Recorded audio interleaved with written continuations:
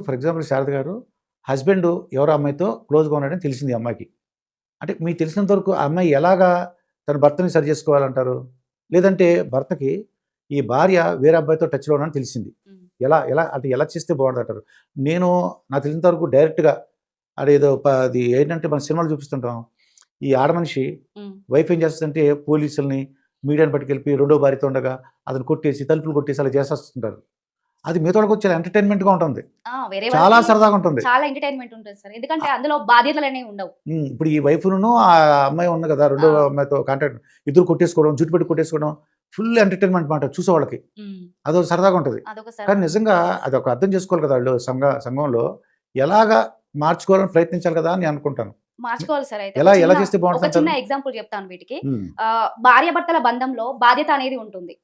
So, ఆ ఎఫైర్‌లో బాధ్యత అనేది ఉండదు కాబట్టి ఉండదు. అదంత అందంగా ఉంటది. ఒక హ్మ్. చిన్న ఎగ్జాంపుల్స్ 2 ఎగ్జాంపుల్స్ చెప్తా ప్రేక్షకులకు అర్థమయ్యేటట్లు. హ్మ్. ఐస్ క్రీమ్ వర్సెస్ అన్నం ముద్ద. ఓకే. తీసుకున్నట్లయితే ఐస్ క్రీము తినేంత సేపు ఎలా ఉంటుంది సార్ అది? చాలా తీయగా ఇంకా ఇంకా తినాలనిపిస్తే హ్యాపీగా చాలా తియ్యగా, బావుంటది. కలర్‌ఫుల్‌గా ఉంటుంది. తిన్నంత సేపు ఇంకా మంచిగా అనిపిస్తది. అవును. సో, అది రెగ్యులర్‌గా మనం ఐస్ క్రీమ్ తింటే మన శరీరం పాడవుతుంది. అలా అని మనం ఐస్ క్రీమ్ తిని బ్రతకలేం గూడా. హ్మ్. కొంతవరకు అది ఓకే. అదే మరి అమ్మ పెట్టే అన్నం ముద్ద ఎలా ఉంటది? హ్మ్. అంతే గదా సార్! అన్నంతో ఆకలి తీరుతది. ఆకలి తీరుతది. శక్తొస్తది మనకి. కొద్ది రోజులకు బోర్ కొడుతుంది గావచ్చు. కానీ మనల్ని బతికించేది మాత్రం ఆ అన్నమే గదా! హ్మ్.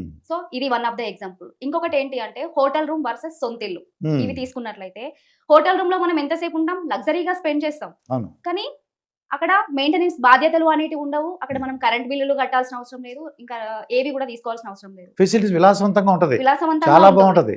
ఒక రోజు, 2 రోజులు ఉండడానికి మాత్రమే వీలుంటుంది. అదే హ్మ్. మనకు కష్టమొస్తే తలదాచుకోవడానికి సొంతిల్లే గదా సార్! అవును.